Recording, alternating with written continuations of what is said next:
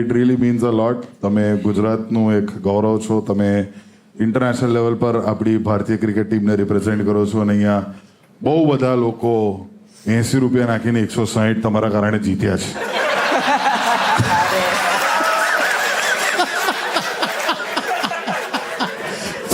અક્ષર ભાઈ તમે આયા તો થેન્ક યુ સો મચ. એક જોરદાર તાળીઓ અક્ષર માટે. લોકો હાર્યા બી છે. વચ્ચે એવું કીધું એટલે હું તો જો સારું જ દેખાડવાનું છું. એટલે નહીં એટલે ખબર કે એ માણસ આઈને કહી ગયો અચ્છા. યાર તમે યાર આવું કરો એટલે મેં કીધું હું શું કરું પણ મને ના લઈશ મેં કીધું ફરી ટીમમાં.